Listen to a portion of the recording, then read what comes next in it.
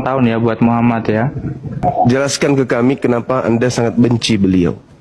Apa kesalahan beliau terhadap Anda, terhadap agama Anda, terhadap keluarga Anda, sampai Anda kok sangat benci dia? Kesalahan Anda Muhammad pernah- itu dia pedofil. Siapa yang pernah jadi korbannya? Ya Aisyah masih bocil dikawinin. Nah, terus kenapa Anda yang sibuk? Kan keluarganya yang mau. Nggak usah ditiru. Berarti Muhammad nggak patut ditiru. Ya, jangan Anda tiru. Kan Anda bukan pengikutnya. Ngapain Anda harus sakit hati sama dia? Subhanallah, tidak ada bahan untuk menjatuhkan Islam. Orang ini mencari-cari celah dengan menuduh Rasulullah menikahi wanita di bawah umur. Padahal kalau mau dibaca, dalam kitab mereka sendiri pun banyak kaum mereka yang melakukan hal yang sama pada masanya. Dan tidak ada satupun dari mereka yang protes kepada Nabi tentang pernikahannya. Padahal saat itu, orang-orang yang membenci beliau sangat banyak. Kalau memang itu sebuah kesalahan, tentu mereka sudah menjadikannya sebagai bahan serangan sejak dulu. Termasuk kawin Anda bocil. ini? Oh enggak. Justru kebanyakan dari kaum kalian itu bukan hanya mengawini bocil, tapi mengawini sesama jenis. Itu loh. Mana buktinya? Buktinya, di dalam rumah ibadah kalian itu laki sama laki boleh dinikahkan sama pendeta. Kenapa? Kenapa? Kenapa kok bisa menafsirkan Alkitab seenak kau sendiri, Juma? Karena faktanya begitu. Di gereja boleh nikah. Orang dengan anjing pun bisa. Untung saja umat Islam itu mayoritas di negara ini. Kalau kalian yang mayoritas, maka akan di mana-mana itu nikah sejenis itu akan banyak kita temukan. Gitu, Bang. Apa yang dikatakan Bang Zuma ini pun dibenarkan oleh pendeta Mel Atok. Kita tidak bisa membayangkan, kalau di negeri kita ini umat Islam bukan mayoritas, mungkin akan banyak sekali penyimpangan seperti yang terjadi di beberapa negara barat hari ini. Nah, saya bersyukur di Indonesia nih, saya pribadi loh, saya tidak dengar dari orang ini. Saya banyak ngutip orang juga, tapi ini saya punya pandangan pribadi. Saya bersyukur loh Indonesia mayoritas Islam. Saya tidak bisa bayangkan kalau Indonesia juga mayoritas Kristen.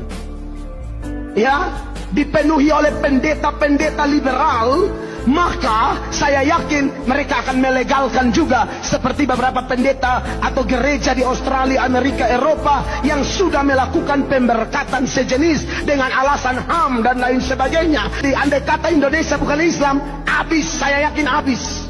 Saya yakin LGBT legal.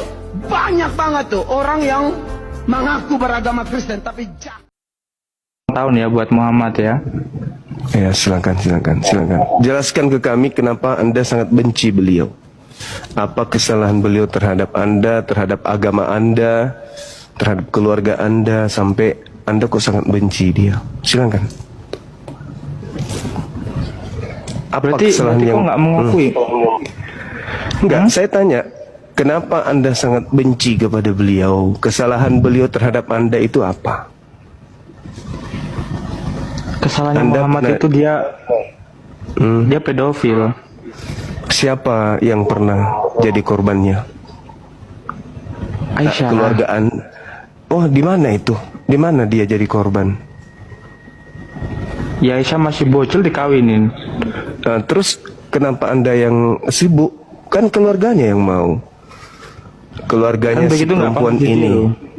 Ya nggak usah Anda tiru. Nggak pantas Nggak usah Anda ditiru. tiru. Nggak usah ditiru. Berarti Muhammad nggak patut ditiru. Ya, jangan Anda tiru. Kan Anda bukan pengikutnya. Ngapain Anda harus sakit hati sama dia? Bukan keluarga Berarti Muhammad Anda nggak patut juga. ditiru. Bagi kami meneladani beliau. Kami meneladani beliau. Kami meneladani Apa yang beliau. diteladani? Semua Apa yang diteladani? dari beliau. Semua dari beliau kami teladani. Justru Anda ini yang lucu. Termasuk kawin Anda bocil. ini. Oh enggak. Justru kebanyakan dari kaum kalian itu bukan hanya mengawini bocil, tapi mengawini sesama jenis. Itu loh. Mana buktinya? Buktinya, di dalam rumah ibadah kalian itu laki sama laki boleh dinikahkan sama pendeta. Mana ajarannya? Untung saja umat Islam itu mayoritas di negara ini. Kalau kalian yang mayoritas, maka akan di mana-mana itu nikah sejenis itu akan banyak kita temukan. Gitu, Bang.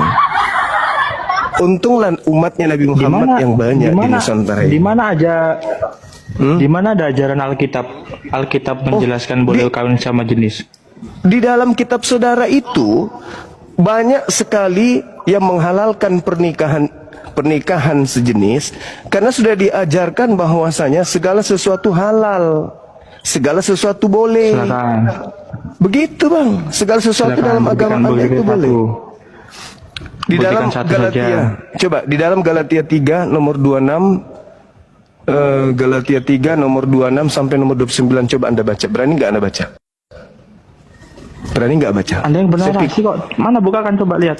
Lah, anda baca aja dulu. Nanti Anda malu kalau misalnya kita tunjukkan di sini. Kenapa orang-orang Barat itu membolehkan kemudian nikah sejenis? Karena memang ajaran Bible yang mengajarkan itu.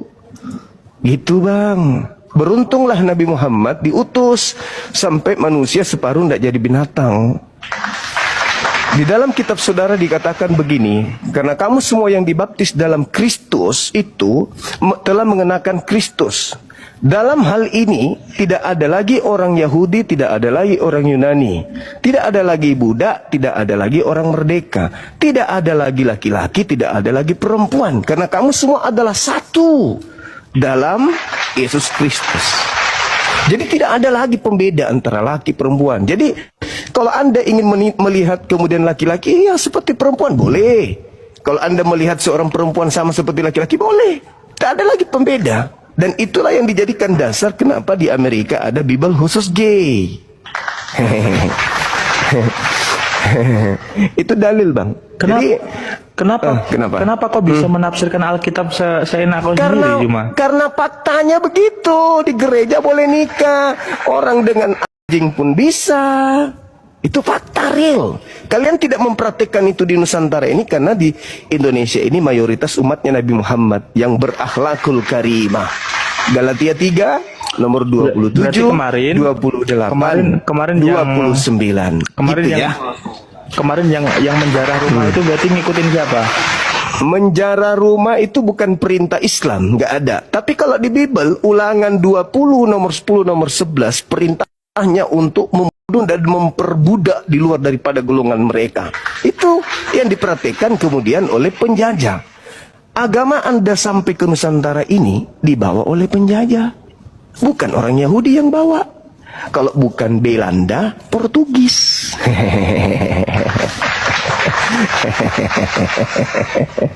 Jadi kebencianmu terhadap Nabi Muhammad itu karena kamu buta. Kamu tidak mengenal Nabi Muhammad. Kamu hanya diracuni oleh orang-orang yang ingin mengajarkan penyembahan terhadap makhluk yang keluar dari kubur. Kau tahu enggak? Bahwasanya apa yang kau tuduhkan kepada Nabi Muhammad itu tidak akan pernah bisa Anda buktikan. Nabi Muhammad datang di tengah-tengah bangsa Arab. Orang Arab menerimanya, orang Arab mencintainya, orang Arab menyanjungnya, orang Arab mengidolakannya. 1400 tahun silam sampai hari ini tidak pudar kecintaan mereka. Itu artinya bahwa tidak ada cacat yang ditinggalkan oleh Nabi Muhammad. Nabi Muhammad itu manusia mulia di tengah-tengah mereka sampai mereka mengaguminya sampai hari ini.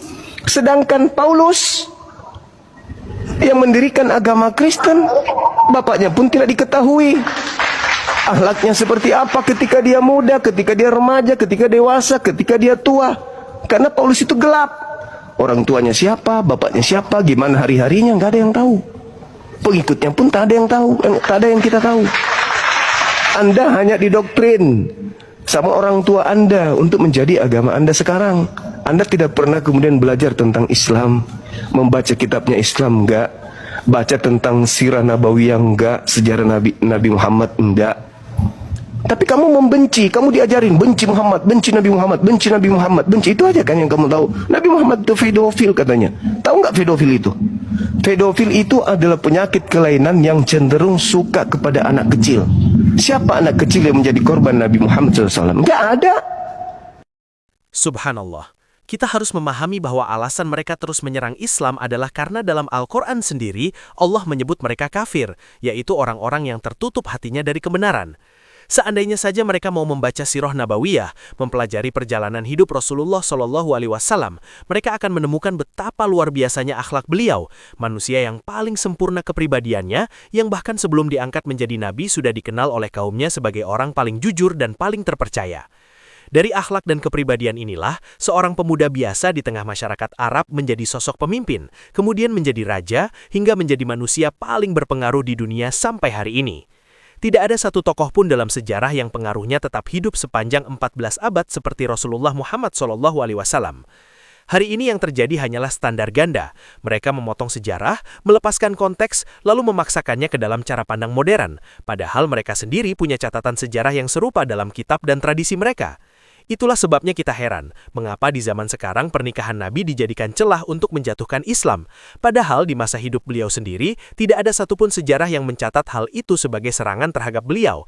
Padahal para musuh Islam dulu jauh lebih banyak dan jauh lebih ingin menghancurkan beliau, tapi tidak satupun menjadikan hal itu sebagai tuduhan. Kenapa? Karena memang pada saat itu hal itu adalah bagian dari budaya. Bahkan mereka pun melakukan hal yang sama sesuai norma zaman itu. Semoga video ini bermanfaat. Assalamualaikum warahmatullahi wabarakatuh.